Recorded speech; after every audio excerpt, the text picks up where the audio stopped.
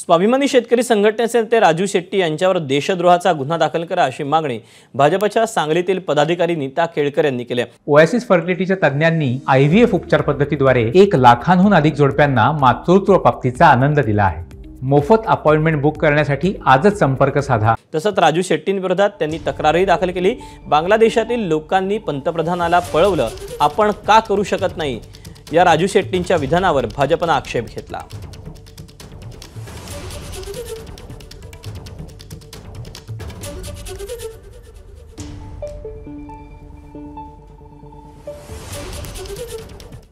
त्या काल जन्माला आलेल्या बांगलादेशचं शिका पंतप्रधानाला त्यांनी पळवून लावला, पंतप्रधानाला पळवून लावलं त्या तिथल्या लोकांनी। हे आम्हाला अवघड आहे का?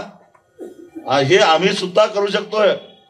आणि म्हणून हे जोपर्यंत करण्याची भावना तुमच्या मनामध्ये तयार होत नाही, ही उर्मी जोपर्यंत तुमच्या मरता क्या नाही करता, नाहीतर असंही मरायचं आहे तसंही मरायचं आहे, पण 2 हात करून जर का मारायचं ठरवलं तर किमान पुढच्या पिढ्या तरी सुखामध्ये जगतील।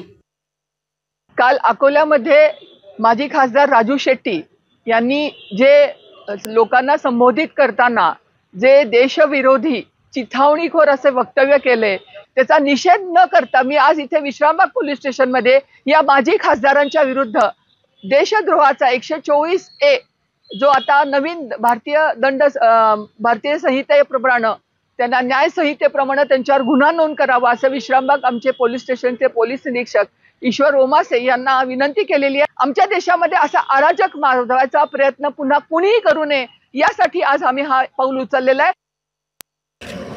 जेव्हा सरकार जनतेच्या मनाविरोधात धोरण राबवतं आणि त्याच्यावर ते थोपवण्याचा प्रयत्न करतं, त्यावेळी जनता बंड करून उठते। हे उदाहरण बांगलादेशच्या जनतेने दाखवून दिलेलं आहे। ती वेळ भारतामध्ये येऊ नये यासाठी वेळीच सावरा अशा अर्थाने ते मी बोललो। एबीपी माझा, उघडा डोळे बघा नीट।